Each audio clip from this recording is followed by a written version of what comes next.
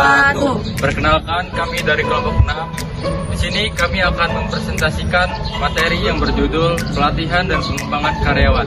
Semoga dapat dipahami.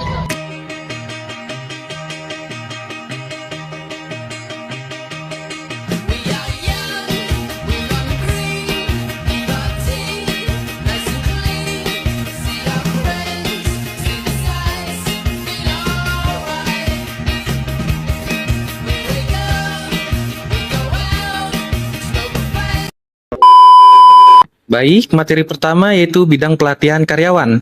Yang pertama, orientasi dan pelatihan karyawan baru.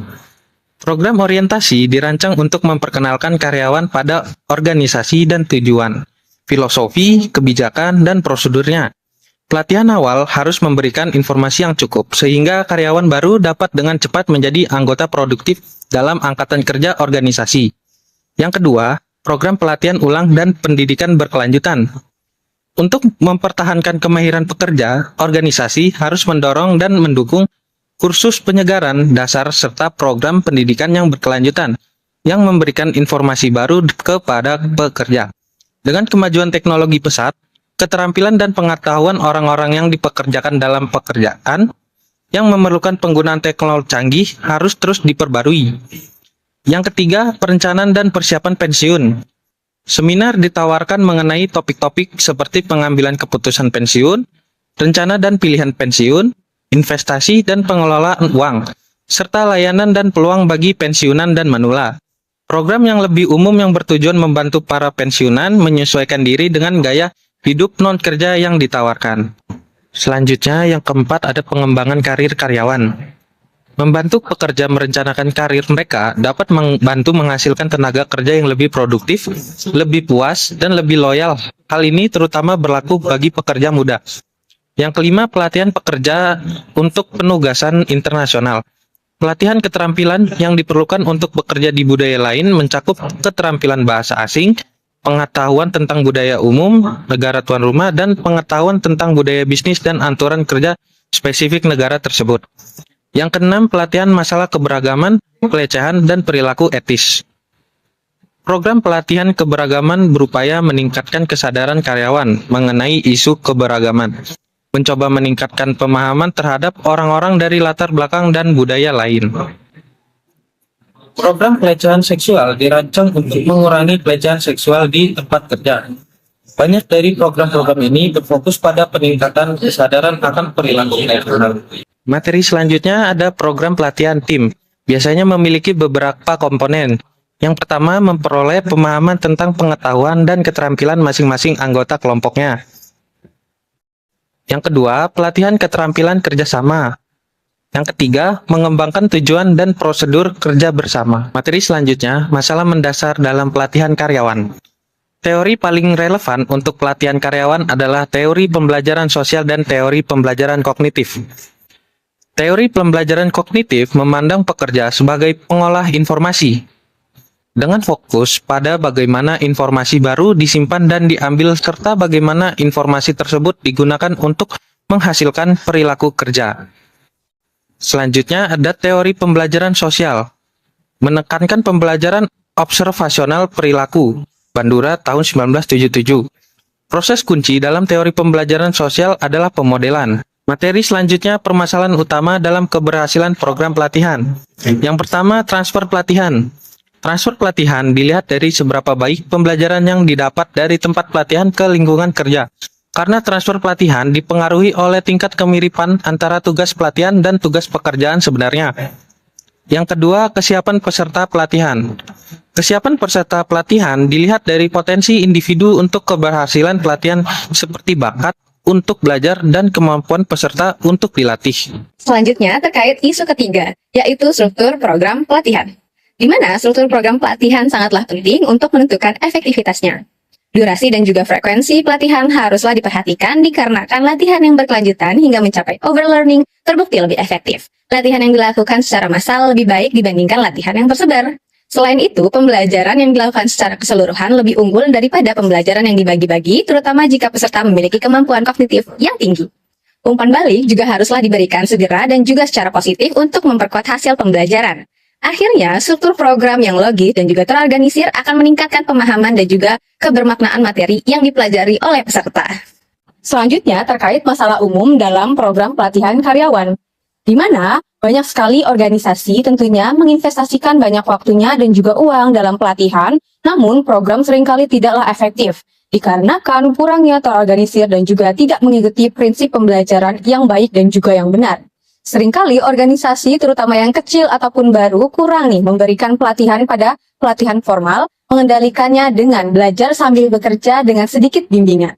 Kurangnya penilaian terhadap kebutuhan pelatihan dan juga evaluasi program dapat menyebabkan biaya tersembunyi, seperti contohnya penurunan produktivitas, kerugian pelatihan, dan juga turnover yang tinggi. Hal ini juga berdampak pada kerugian finansial dan juga kehilangannya karyawan yang berharga. Selanjutnya, ini dia langkah-langkah yang penting dalam merancang program pelatihan yang efektif. Yang pertama yaitu penilaian kebutuhan, yaitu identifikasi pengetahuan dan keterampilan yang diperlukan oleh karyawan. Lalu, yang kedua yaitu penetapan tujuan. Terdiri dari tetapkan tujuan pelatihan yang spesifik dan terukur untuk mengarahkan dan menilai kebutuhan pelatihan. Lalu yang ketiga ada pengembangan materi, yaitu pertimbangkan tingkat keterampilan peserta, relevansi materi, dan metode pelatihan yang efektif. Selanjutnya, uji materi pelatihan secara menyeluruh sebelum implementasi. Lalu yang keempat ada implementasi program, yaitu tentukan waktu, frekuensi, pelaksanaan, dan juga lokasi pelatihan. Lalu, alokasikan peserta ke sisi pelatihan yang sesuai. Selanjutnya, yaitu analisis kebutuhan pelatihan. Yang pertama, analisis organisasi, yang terdiri dari menilai tujuan jangka panjang dan pendek organisasi serta implementasinya terhadap pelatihan. Lalu, mempertimbangkan sumber daya pelatihan dan komitmen terhadap pelatihan. Lalu, menilai kebutuhan pelatihan dari faktor internal dan juga eksternal seperti teknologi baru atau perubahan strategi. Lalu, menggunakan survei untuk mengevaluasi iklim pelatihan dan kesesuaian harapan manajer. Yang kedua, yaitu analisis tugas yang terdiri dari identifikasi pengetahuan, keterampilan, dan kemampuan KSAO yang dibutuhkan untuk pekerjaan tertentu. Lalu, menggunakan deskripsi pekerjaan untuk menentukan KSAO yang spesifik. Selanjutnya, menerjemahkan persyaratan tugas ke dalam komponen pelatihan praktis. Baik, selanjutnya adalah menetapkan tujuan penelitian. Nah, langkah kedua setelah menilai kebutuhan dalam keberhasilan program pelatihan adalah menetapkan tujuan pelatihan. Nah, tujuan pelatihan harus menentukan apa yang peserta pelatihan harus mampu capai setelah menyelesaikan program pelatihan. Nah, ini menurut Goldstein dan Ford tahun 2002. Nah, tujuan pelatihan penting dalam memandu rancangan program pelatihan dan pemilihan teknik dan strategi pelatihan. Nah, untuk slide selanjutnya adalah pengembangan dan pengujian materi pelatihan. Nah, metode pelatihan karyawan. Langkah selanjutnya dalam model pelatihan karyawan, kami melibatkan pengembangan dan pengujian materi pelatihan. Metode pelatihan karyawan dapat dikelompokkan ke dalam dua kategori besar, yaitu metode di tempat dan metode di luar lokasi. Nah, untuk metode di tempat dan metode di luar lokasi dibagi lagi menjadi beberapa kategori, yaitu sebagai berikut ini. Nah, untuk metode di tempat kerja, yang pertama itu ada on the job training atau pelatihan di tempat kerja. Nah, ini adalah metode pelatihan karyawan yang menempatkan seorang pekerja di tempat kerja untuk belajar langsung tentang suatu pekerjaan. Kemudian yang kedua itu ada magang. Nah, magang ini merupakan teknik pelatihan biasanya berlangsung beberapa tahun yang menggabungkan pengalaman kerja dengan pengajaran di kelas. Kemudian yang ketiga yaitu ada pelatihan ruang depan. Nah, yaitu pelatihan yang menggunakan area terpisah kerja untuk mensimulasikan lingkungan kerja sebenarnya. Dan yang terakhir, yaitu yang keempat, ada rotasi pekerjaan, yaitu merupakan metode merotasi pekerja di antara berbagai pekerjaan untuk meningkatkan luasnya pengetahuan mereka. Nah, selanjutnya adalah metode di luar lokasi. Nah, yang pertama itu ada seminar. Seminar ini metode umum di mana seorang pakar memberikan informasi terkait pekerjaan dalam suasana seperti ruang kelas. Kemudian yang kedua itu ada webinar. Nah, webinar ini metode pelatihan online yang mirip dengan ceramah atau seminar. Yang ketiga ada instruksi audiovisual, yaitu penggunaan kaset video yang telah direkam sebelumnya dan media elektronik lainnya untuk menyampaikan materi pelatihan. Yang keempat ada pelatihan pemodelan perilaku, metode pelatihan yang menghadapkan peserta pelatihan pada panutan yang melakukan perilaku kerja yang sesuai dan tidak pantas serta hasilnya, dan memungkinkan peserta pelatihan untuk mempraktikkan pemodelan perilaku yang sesuai. Nah, yang kelima itu ada pelatihan berbasis web. yaitu pelatihan karyawan yang dilakukan secara virtual melalui program interaktif berbasis web, termasuk webinar dan podcast yang telah dibahas sebelumnya. Nah, untuk yang keenam itu ada instruksi terprogram, yaitu pelatihan individual yang dilakukan secara mandiri di mana peserta diberikan materi pelatihan dan dapat menguji seberapa banyak yang telah mereka pelajari. Dan untuk yang terakhir, yaitu yang ketujuh adalah instruksi dengan bantuan komputer. Nah, jadi pendekatan lebih canggih untuk pelatihan karyawan individu, meskipun si AI ini sebenarnya adalah suatu bentuk instruksi terprogram. Sistem si AI ini menawarkan fleksibilitas untuk mengubah dan memperbarui program instruksional secara terus-menerus. Baik, materi selanjutnya adalah metode pelatihan kemanajemen atau kepemimpinan.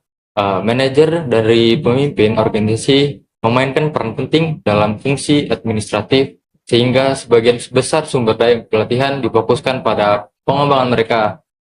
Salah satu teknik pelatihan manajemen yang populer ialah studi kasus pemecahan masalah, di mana peserta diberikan masalah organisasi yang nyata atau hipotesis untuk dianalisis dan diselesaikan.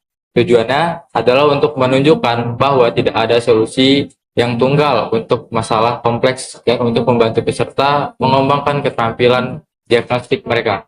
Namun, efektivitas metode ini dipertanyakan terutama mengenai transfer pembelajaran dari situasi hipotesis ke situasi manajemen nyata.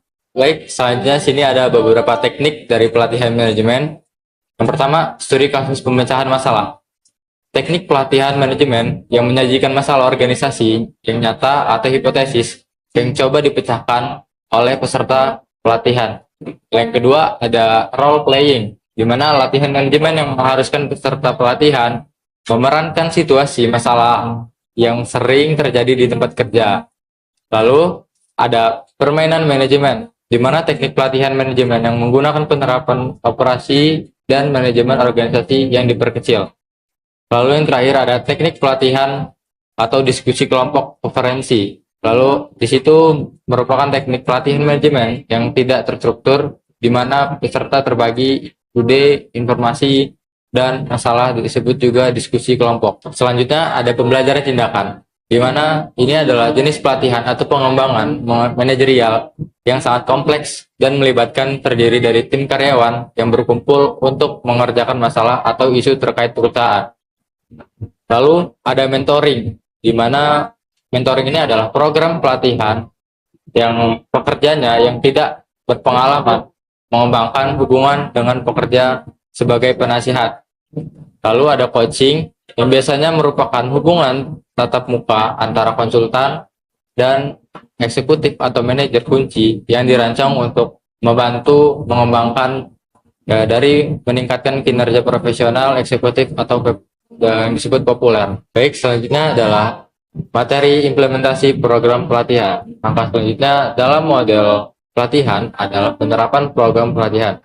Saat melaksanakan program pelatihan, faktor-faktor seperti kesiapan peserta latihan, harapan peserta latihan, dan iklim pelatihan, di mana apakah karyawan dan organisasi merasa positif terhadap pelatihan tersebut dan mendorongnya perlu dipertimbangkan. Seiring dengan kemajuan pelatihan, penting bagi peserta untuk pelatihan untuk diberikan umpan balik tentang pembelajaran mereka dan kesempatan untuk mempraktikkan teknik atau perilaku yang baru dipelajari. Materi berikutnya adalah evaluasi program pelatihan. Komponen penting dari setiap program pelatihan karyawan adalah evaluasi efektivitas pelatihan, karena tidak ada gunanya menginvestasikan uang dan sumber daya dalam program pelatihan, kecuali program tersebut benar-benar berhasil. Meskipun penting, hanya sedikit program yang benar-benar dievaluasi secara ketat. Terkadang program pelatihan tidak dievaluasi karena pelatih organisasi tidak memiliki keahlian untuk melakukan evaluasi atau pihak administrasi tidak mendukung upaya evaluasi. Salah satu kerangka kerja yang sangat berguna menyatakan bahwa empat jenis kriteria untuk mengevaluasi efektivitas suatu program adalah: yang pertama, ada kriteria reaksi. Yang kedua, ada kriteria pembelajaran. Yang ketiga, ada kriteria perilaku. Dan yang keempat, ada kriteria hasil. Baik, selanjutnya terkait desain pretest post-test. Desain ini merupakan desain untuk mengevaluasi program pelatihan yang membuat perbandingan ukuran kriteria yang dikumpulkan sebelum dan sesudah pengenalan program.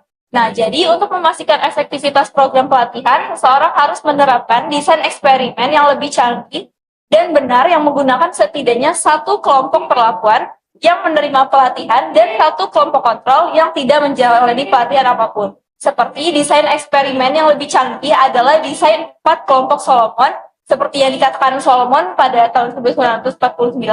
Metode ini menggunakan 4 kelompok, yaitu 2 kelompok terlatih dan 2 kelompok tidak terlatih. Selanjutnya, dalam desain Solomon, 2 kelompok diukur sebelum dan sesudah pelatihan, dan 2 kelompok lainnya diukur hanya setelah pelatihan. Hal ini bertujuan untuk mengesampingkan efek dari tindakan pra-pelatihan yang dapat mempengaruhi hasil. Meskipun desain 4 kelompok Solomon merupakan desain yang efektif untuk mengevaluasi program pelatihan, namun desain ini kurang dimanfaatkan, terutama karena banyaknya jumlah peserta dan kelompok yang dibutuhkan, yaitu menurut pendapat Brewer pada tahun 1988. Baik, selanjutnya terkait masalah kesetaraan kesempatan kerja dalam pelatihan karyawan. Pelatihan dikaitkan dengan prestasi kerja dan dapat mengarah pada tindakan personel seperti kenaikan gaji, promosi, dan pemutusan hubungan kerja seperti yang dikatakan Russell pada tahun 1984. Yang pertama, kita akan membahas terkait isu prasyarat pendidikan atau pelatihan. Karena anggota kelompok yang kurang mampu cenderung memiliki pendidikan dan pelatihan kerja formal yang lebih rendah dibandingkan anggota kelompok yang lebih mampu, menetapkan tingkat pendidikan atau pelatihan tertentu sebagai prasyarat kerja dapat dianggap diskriminatif. Berikutnya, dalam hal ini terdapat Undang-Undang Kesempatan Kerja yang setara, yaitu melindungi terhadap diskriminasi dalam memberikan akses terhadap pekerjaan. Selanjutnya, pembahasan terkait mencegah diskriminasi dalam pelatihan. Nah, untuk mencegah diskriminasi dalam pelatihan diperlukan pendidikan perbaikan. Dalam hal ini, yaitu pengusaha harus mampu mengambil langkah untuk mencegah diskriminasi dengan memberikan pendidikan perbaikan atau pelatihan bagi kelompok pekerja yang tidak memiliki prasyarat pendidikan. Contohnya yaitu beberapa pemberi kerja mendukung lembaga-lembaga yang melatih para pengangguran kronis setengah atau pengangguran dalam keterampilan kerja dasar. Berikutnya, potensi diskriminasi dalam metode pelatihan. Dalam hal ini, misalnya perkuliahan yang berbeda, di mana perkuliahan dalam banyak program seminar mungkin menghasilkan tingkat pembelajaran berbeda pada kelompok peserta pelatihan berbeda. Contohnya yaitu kelompok masyarakat kurang mampu mungkin tidak memiliki pendidikan yang dibutuhkan untuk memproses informasi dan melakukan ujian dengan baik, sehingga menggunakan hasil kelas pelatihan untuk menyaring atau menempatkan pekerja dapat menyebabkan diskriminasi. Selanjutnya mengenai kasus diskriminatif dalam pelatihan. Terdapat kasus diskriminatif yang terdapat dalam pelatihan seperti aktivitas berat, di mana kursus pelatihan yang memerlukan aktivitas barang berat dapat membeda-bedakan perempuan dan laki-laki. Contohnya yaitu kursus pelatihan bagi petugas pemadam kebakaran yang mengharuskan peserta mengangkat dan membawa boneka seberat 150 pon di bahu mereka sejauh beberapa meter atau menuruni tangga. Berikutnya validasi program pelatihan terkait keterlibatan dalam pekerjaan. Nah, dalam hal ini, organisasi harus menunjukkan bahwa penyelesaian program pelatihan merupakan prediksi keberhasilan dalam pekerjaan yang akan dipegang oleh peserta pelatihan. Contohnya yaitu promosi ke posisi pengawas garis depan dari sebuah pabrik harus membuktikan bahwa penyelesaian pelatihan berkaitan dengan kesuksesan di kemudian hari sebagai supervisi dan bahwa program tersebut sendiri tidak membeda-bedakan dalam hal kemampuan lulus mata kuliah. Kesimpulan daripada bab ini yang pertama yaitu pelatihan karyawan adalah upaya terencana suatu organisasi untuk memfasilitasi pembelajaran, retensi, transfer, perilaku terkait pekerjaan. Yang kedua, bidang khusus pelatihan karyawan mencakup orientasi karyawan baru, pelatihan ulang karyawan, dan pendidikan berkelanjutan, perencanaan pensiun, dan pengembangan karir, serta pelatihan pekerja untuk penugasan internasional, untuk keberagaman, dan untuk mengurangi pelecehan seksual serta meningkatkan perilaku etis di tempat kerja. Berikutnya, yang ketiga, yaitu konsep pemodelan yang bersifat meniru disebut dengan teori pembelajaran sosial. Yang keempat, langkah-langkah perancangan program pelatihan yaitu menilai kebutuhan pelatihan dan menetapkan tujuan pelatihan. Adapun metode pelatihan karyawan yang pertama yaitu metode di tempat, yaitu berupa on-the-job training, magang, pelatihan ruang depan, dan rotasi pekerja. Selanjutnya yang kedua yaitu metode di luar lokasi seperti seminar umum, instruksi audiovisual, webinar, pelatihan pemodelan perilaku, teknik simulasi, dan instruksi terprogram CAI. Berikutnya yang kelima yaitu metode dan teknik khusus dalam pelatihan manajemen. Di dalamnya mencakup studi kasus pemecahan masalah, permainan peran, permainan manajemen, pembelajaran tindakan, umpan balik 360 derajat, pendampingan, serta coaching. Yang keenam yaitu evaluasi efektivitas program pelatihan. Yang pertama, menentukan kriteria efektivitas pelatihan yang mencakup kriteria reaksi, pembelajaran, perilaku, dan hasil. Berikutnya yaitu yang kedua, desain evaluasi yang mencakup desain pretest post-test, kelompok pelatihan dan kontrol, dan desain 4 kelompok Solomon. Adapun permasalahan hukum dalam perancangan dan implementasi program pelatihan tidak boleh diskriminatif baik berdasarkan etnis, usia, jenis kelamin, serta disabilitas. Sekian dari kelompok kami. Terima kasih. Wassalamualaikum warahmatullahi